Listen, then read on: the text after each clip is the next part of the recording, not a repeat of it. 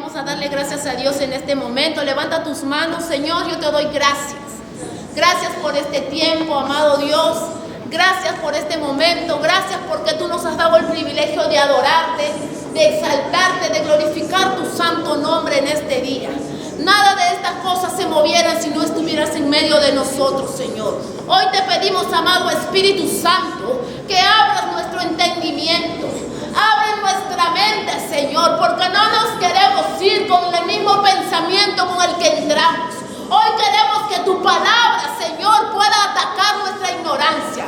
Que tu palabra pueda limpiar, Señor, aún nuestra mente. No queremos ir, Señor, de este lugar recibiendo una promesa, recibiendo una palabra que nuestro espíritu necesita, Señor. Hoy, Señor, nos rendimos aquí delante de tu presencia para que tú seas quien tome la gloria y la honra en esta hora.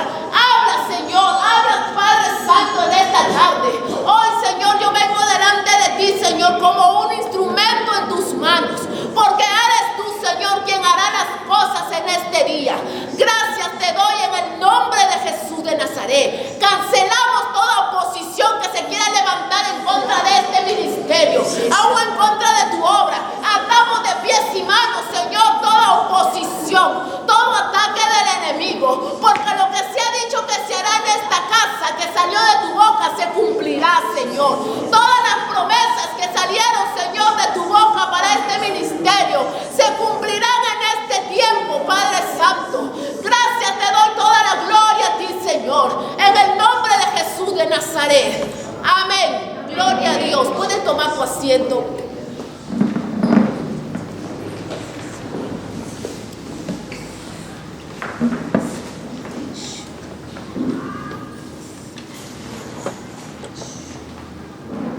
¿Cuántos están contentos en este momento?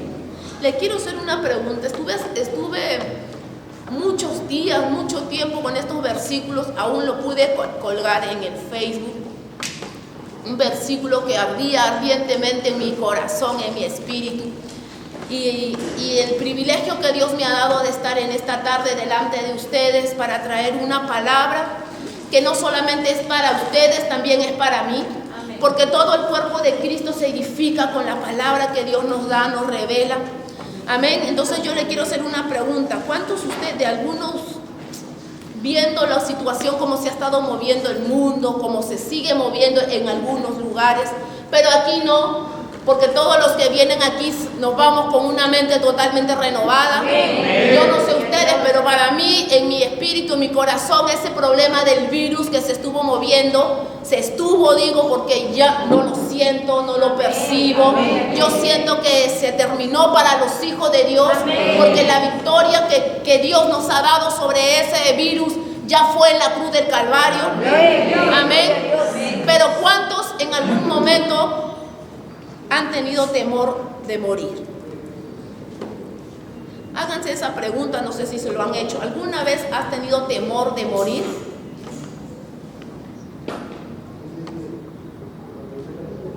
¿Cuántos han tenido temor de morir?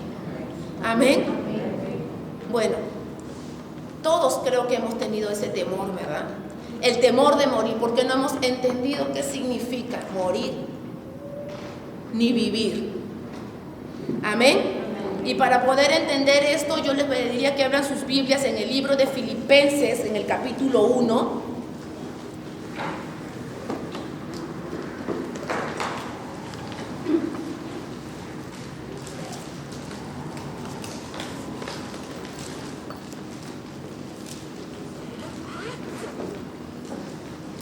Capítulo 1, en el versículo 20 y 21. Amén, ¿lo encontraron? Amén. Filipenses capítulo 1, en el versículo 20 y 21. Amén. La palabra de Dios se lee en el nombre de Jesús. Dice así: conforme a mi anhelo y esperanza de que en nada seré avergonzado, antes bien, con toda confianza, como siempre, ahora también será magnificado Cristo en mi cuerpo, o por vida o por muerte. Y en el versículo 21 dice, porque para mí el vivir es Cristo y el morir es ganancia. Amén. Esta carta de Filipenses, amén, fue escrita cuando el apóstol Pablo estaba prisionero. ¿Cuántos saben la historia del apóstol Pablo? Porque una de las historias que a mí me han fascinado más allá después de la vida de Jesús y de David es Pablo. Es Pablo con todo lo que él vivió, con todo lo que pasó, con todo lo que le hicieron, y él pudo haber pronunciado estas palabras, porque para mí el vivir es Cristo y el morir es ganancia. Amén. Dice que esta carta fue escrita cuando Pablo estaba siendo prisionero. Cuando él estaba siendo prisionero, él estaba preso en Roma. ¿Tú sabes cómo se le conoce la carta de Filipenses? Dice que esta carta se conoce como la carta del gozo. Si tú lees Filipenses, te sorprenderías cuántas veces Pablo menciona el gozo.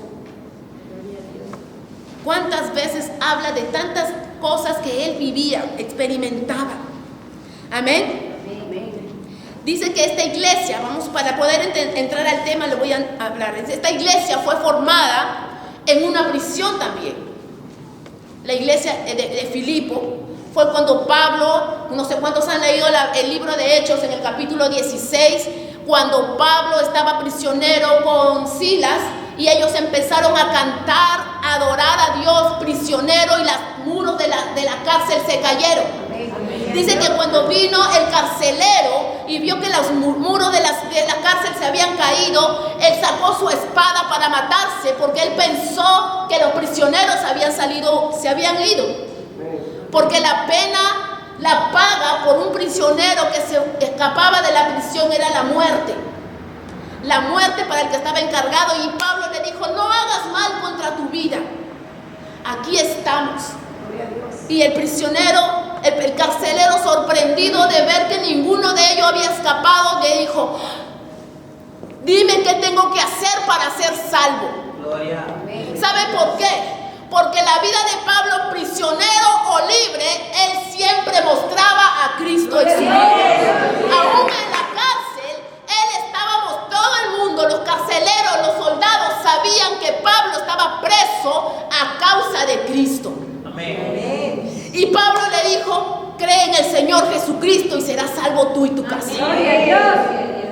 Cuando el prisionero recibió a Cristo, dice que él empezó a limpiar sus heridas, empezó a servirle a Pablo, y toda la casa del carcelero, fue salva. Amén. Y ahí empezó a formarse la iglesia en Filipo.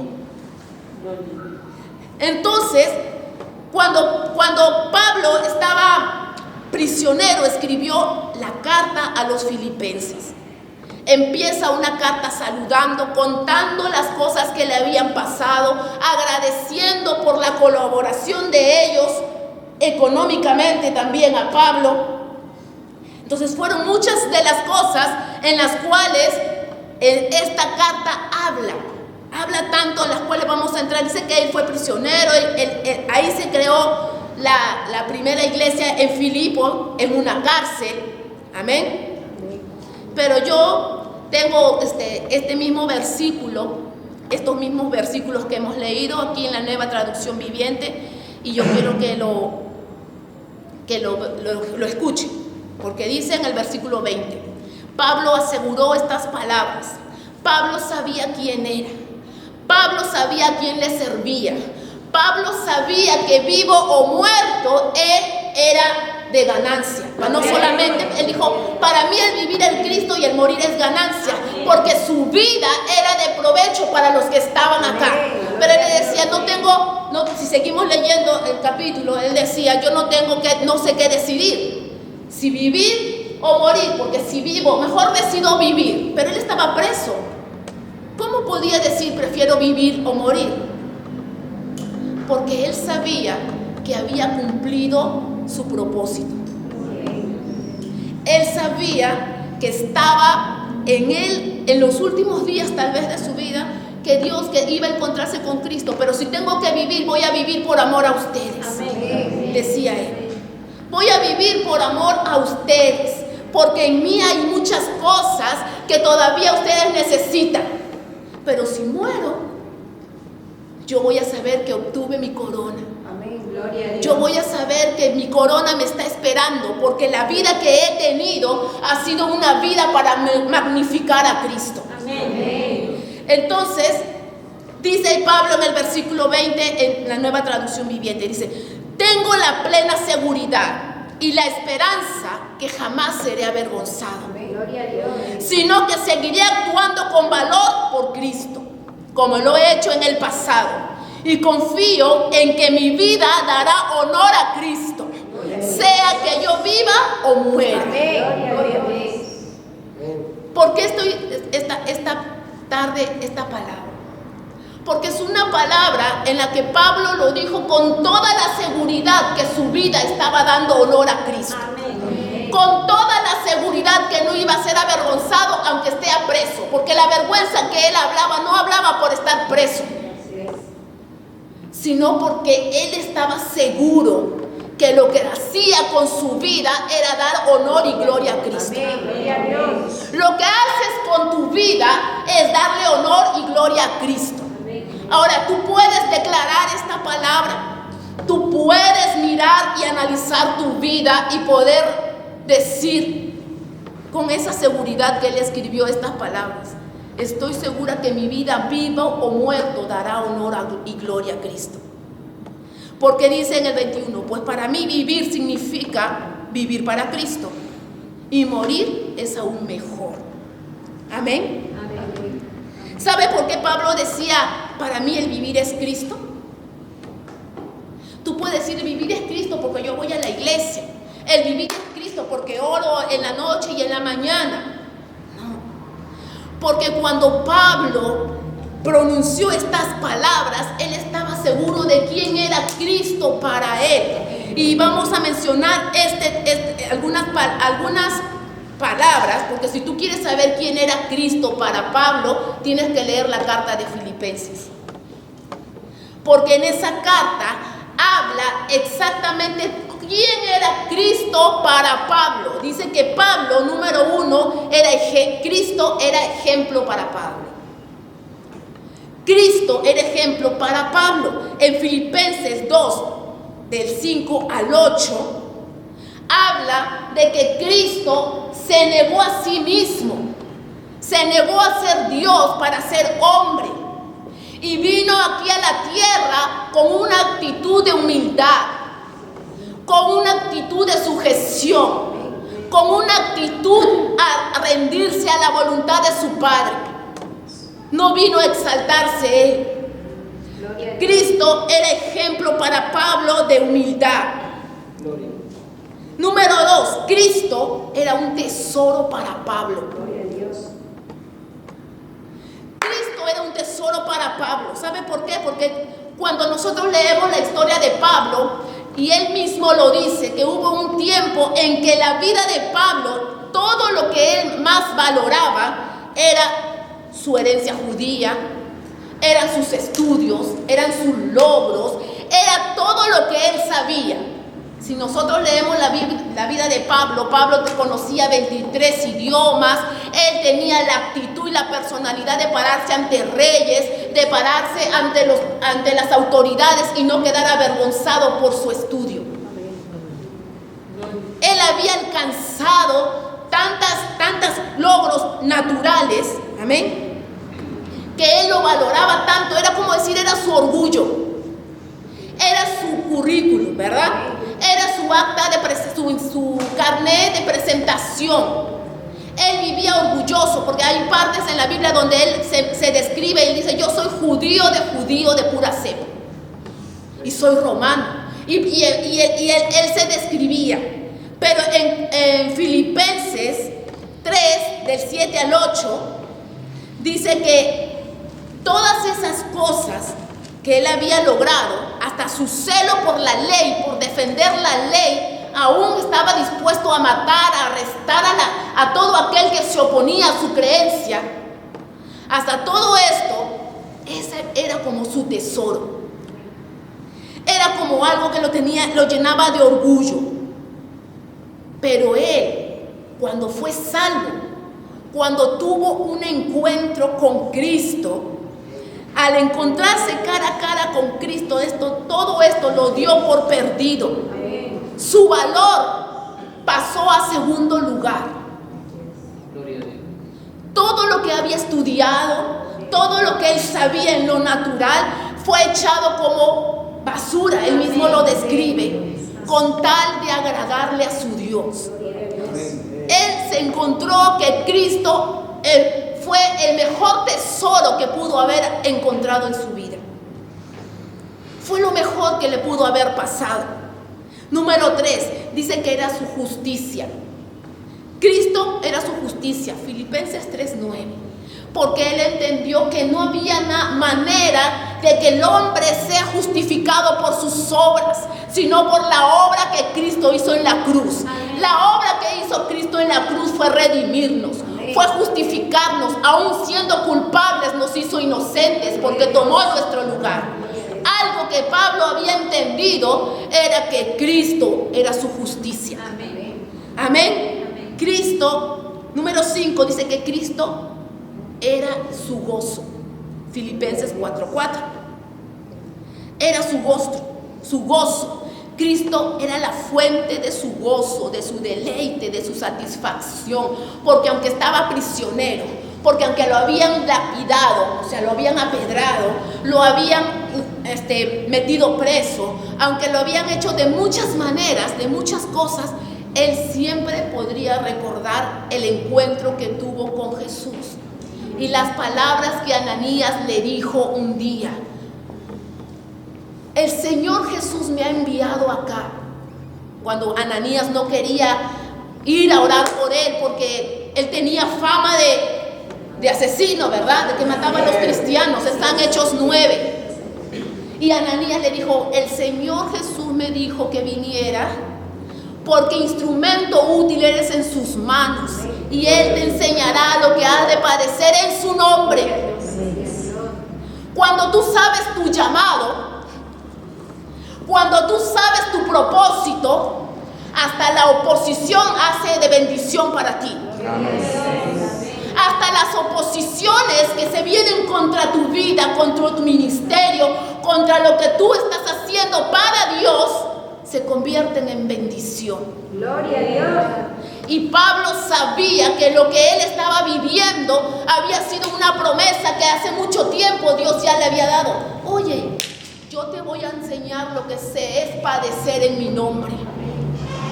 Yo te voy a enseñar que lo que yo te di, tus estudios, todo lo vas a tomar en poco, pero va a ser útil en su tiempo. En su tiempo. Dice que Cristo era el gozo de Pablo. Él era su fuente. Él sabía que lo que necesitaba venía de él. Porque cuántas veces él se sintió morir, cuántas veces le pedía: Señor, quítame este mal. Y él: mi gracia es suficiente. Mi gracia es suficiente. Mi poder se perfecciona en medio de tus debilidades. ¿Cuántas palabras Dios le decía? Entonces él encontró que Cristo era su gozo. Y Pablo encontró que Cristo era su poder. Filipenses 4:13. Era su poder, era su fuente, era lo que lo nutría. La gracia de Dios es el poder que le daba a sus apóstoles. La gracia es el poder de Dios, y quien habla más de la gracia en la Biblia es Pablo. Porque él entendió muy bien lo que era la gracia. Era el poder de Dios para su vida, para su ministerio. Lo que él dice: mi gracia es suficiente, es lo único que tú necesitas. ¿Quieres ir a predicar a esa ciudad? Mi gracia es suficiente. ¿Quieres hablar de mi palabra? Mi gracia es suficiente. No, pero yo no sé. Mi gracia es suficiente. No, pero yo no he estudiado, yo no he ido a la universidad. Mi gracia es suficiente. Mi gracia es suficiente. Y Pablo encontró que Jesús era su meta. Jesús era su meta. Yo no sé cuál es tu meta. Yo no sé cuál es tu visión. Yo no sé dónde estás poniendo tu ojo, tu visión, tus sentimientos. No sé dónde te estás dirigiendo. Pero aquel que sabe quién es Cristo, su meta y su visión es Cristo. Amén. No, pero él ya está, yo ya lo acepté. No, porque lo que Pablo describe aquí cuando dice, para mí el vivir es Cristo y el morir es ganancia, él le estaba diciendo que yo sé quién es Cristo, pero mi meta no solamente es saber quién es, sino encontrarme con Él. Amén. Él sabía quién era Cristo, sabía que había más para él, pero su meta era Cristo. Su meta era su visión, porque Cristo era la medalla que él perseguía. Era la medalla que él perseguía. Cuando tú vas a una carrera o cuando estás en algún concurso, tú estás compitiendo para obtener tu medalla. Yo no sé con quién estás compitiendo acá. ¿Cuál es tu visión? Que tú creas que él es mejor que yo soy mejor que tú. Pero cuando tú sabes cuál es tu posición, cuando tú sabes quién eres y quién te llamó, no hay competencia. Gloria a Dios. No hay competencia porque yo sé cuál es mi posición. No esté contra quién tú estás compitiendo. Pero lo que Pablo siempre decía en sus cartas es que yo estoy corriendo de tal manera que yo tengo que obtener mi medalla. ¿Y sabe cuál era su medalla? Cristo. Amén. Esa era su meta. Cristo. Era la medalla que él perseguía, era el premio que su corazón deseaba. Yo no sé qué cosa tu corazón está deseando, no sé a quién te quieres ganar, no sé con quién quieres caerle bien, pero tu corazón y tu meta tiene que ser Cristo. Amén. El deseo de tu corazón o al final de tus días tiene que ser encontrarte con Cristo, porque no es como tú empiezas, es como tú terminas. Porque tú puedes empezar con mucha emoción, tú puedes empezar con muchas ganas, pero en el proceso vamos a ver si esa emoción se mantiene. En el proceso tu corazón está siendo formado para que termines tu carrera en victoria. En el proceso tu corazón está siendo probado como el fuego está probando al oro. Porque lo que Dios tiene para ti no está aquí en la tierra. Yo estoy mirando con quién compito, a dónde me siento mejor. No. Cristo tiene que ser tu medalla. Cristo tiene que ser lo que tú estás esperando. Yo no estoy esperando a un hombre que venga, una mujer que venga. Mi mejor medalla es Cristo.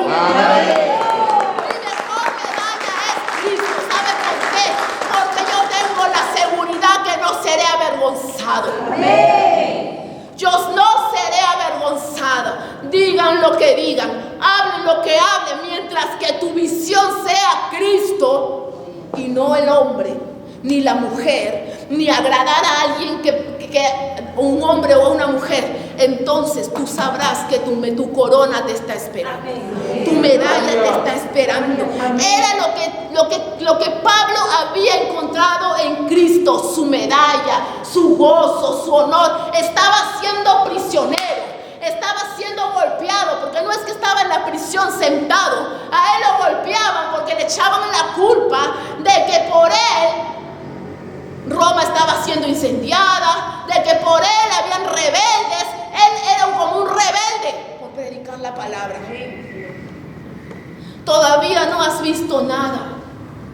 Estamos en el principio. Cuando se levante el anticristo ya se levantó. Pero cuando se levante directamente con nombre, con título, entonces tú vas a saber recién lo que es ser perseguido. Amén. Recién vas a saber para qué Dios te llamó y si tu corazón de verdad ha pasado las pruebas en para ese tiempo.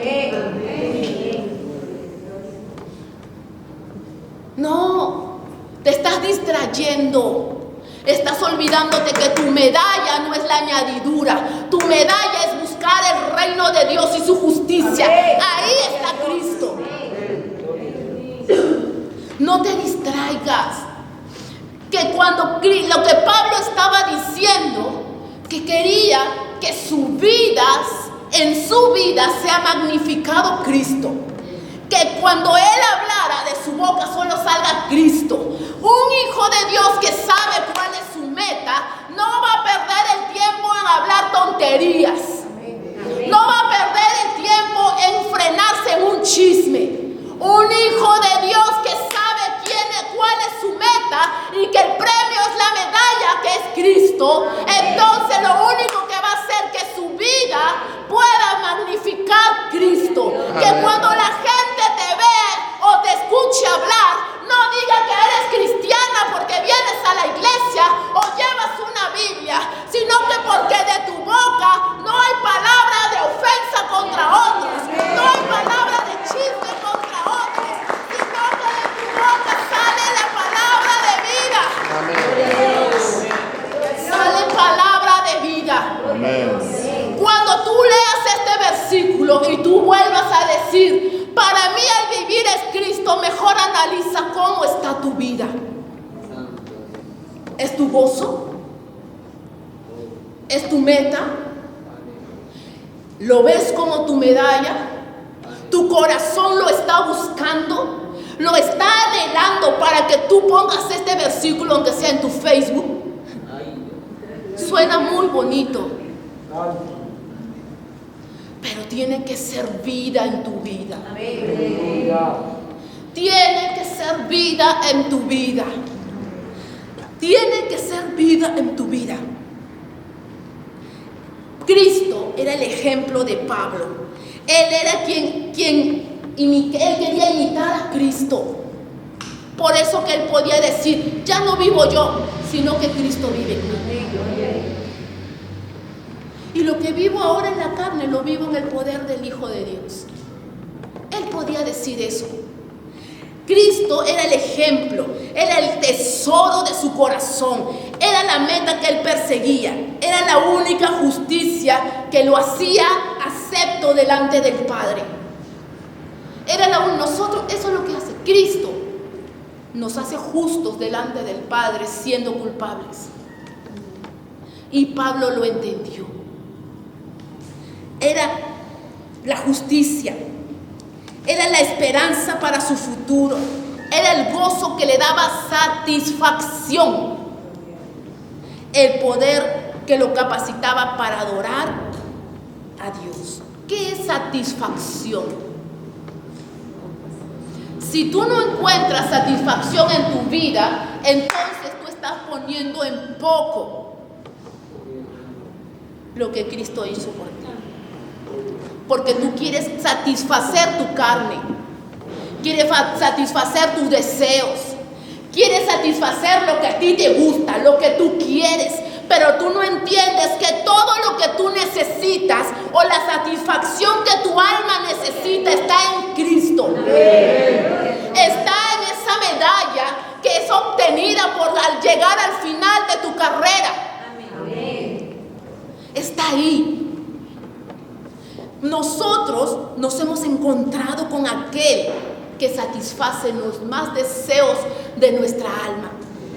Aquel que satisface los más profundos anhelos de nuestro corazón. Lo tenemos. Nos hemos encontrado con él.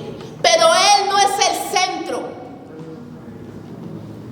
Porque si tú te levantas en la mañana y en lo primero que piensas es quién te escribió en el WhatsApp.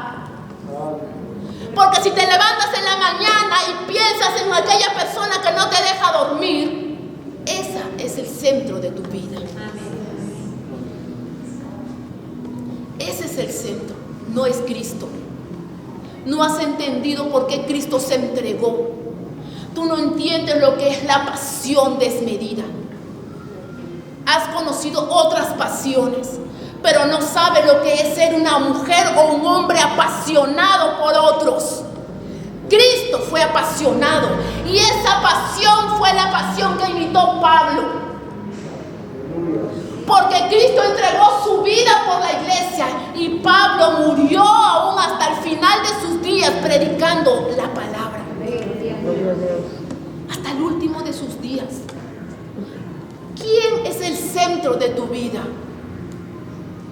¿Quién es tan importante para ti que te hace dejarlo todo? ¿Quién domina tu voluntad? Porque la pasión significa, es un deseo vehemente. La palabra pasión es un deseo vehemente que controla tu voluntad. Controla tu voluntad. Entonces, ¿quién controla tu voluntad? Si lo que haces es para satisfacer lo que tú quieres, pero no para satisfacer lo que Cristo quiere que tú hagas. ¿Entiende? La mayor pasión, el mayor deseo que debería estar consumiendo tu corazón es hacer la voluntad de Dios.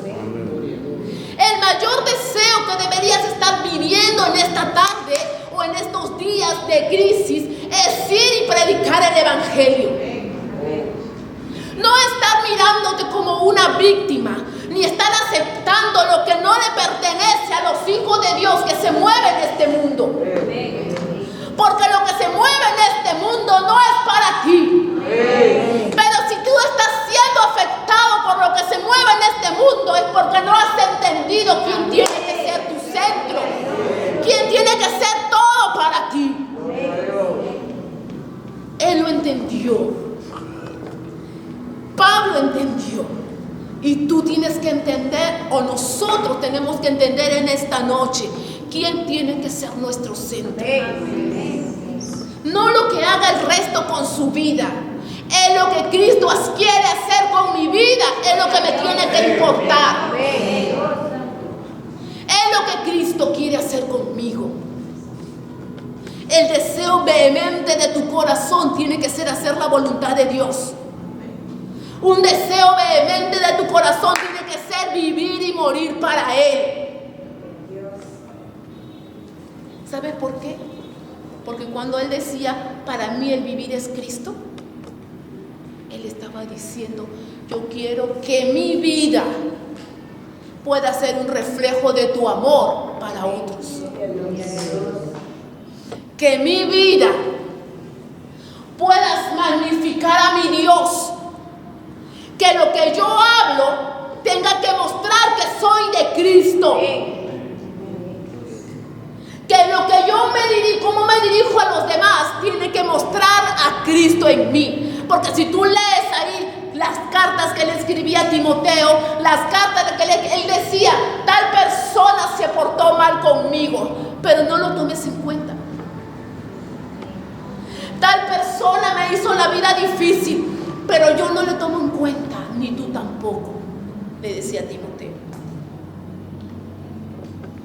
Cuando tú sabes por qué estás en esta casa, cuando tú sabes por qué Dios te ha llamado, vas a entender cuál es tu lugar, cuál es tu posición. No te va a importar quién habla, quién no habla, quién te saluda, quién no te saluda, porque tu meta no es el hermano que está a tu costado, tu meta es Cristo. Si tú vives para Cristo, no vas a tener temor para morir. Porque cuando tú sabes que estás en el lugar asignado, la muerte es ganancia. Porque yo vivo para Cristo y hago las cosas que Cristo quiere, pero cuando yo muero, alcancé, cumplí mi propósito. Lo que te debe preocupar es morir sin cumplir el propósito. Algún día después, yo otro día estaba orando y le decía a Dios, no tengo miedo a la muerte. Lo que tengo miedo es morir sin cumplir el propósito. Aleluya. ¿Sabes por qué? Porque puedes morir e ir al cielo. Pero cuando tú cumples el propósito y te toca encontrarte con Cristo, tú vas a saber que cumpliste tu propósito aquí por el cual fuiste enviado. Por el cual tú fuiste enviado. Y vas a decir, he peleado la buena batalla. Mi vida fue derramada como una ofrenda, como lo decía Pablo a Timoteo. Acá estoy, cumplí. No te distraigas. No prestes atención a nada que no sea Cristo. Que lo único que no te deje dormir sea hacer la voluntad de Dios y cumplir su propósito. Que lo único que pueda distraerte por un momento es pensar que no estoy haciendo bien.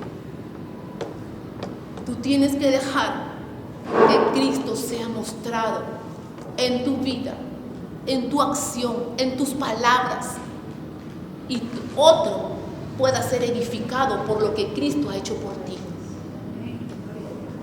Otro pueda ser transformado por lo que ve en tu vida y te diga, yo quiero a ese Dios que tú le sirves. ¿Cómo te cambió? ¿Cómo pudiste dejar algo que no podías dejar? Porque ya no vivo yo, sino que Cristo vive en mí. Porque diga el débil, fuerte soy. Porque ahora ya no vivo yo, es Cristo quien vive en mí. Y me enseñó a negarme, a morir, para vivir por Él. Es lo que yo quería decir en esta tarde. Que tu vida que tú y yo vivamos de tal manera que otros puedan ver la grandeza de tu Dios. No porque llevas una Biblia o porque vienes a la iglesia, sino porque tu vida verdaderamente magnifica a tu Dios. Lo muestra grande. Magnifica quiere decir lo muestra grande, lo muestra poderoso, lo muestra tremendamente grande. Que esta tarde o esta palabra pueda quedarse como un sello en tu corazón. Y la próxima vez que lo publiques, sepas que tú estás rindiendo tu vida para Él. Que Dios lo bendiga grandemente.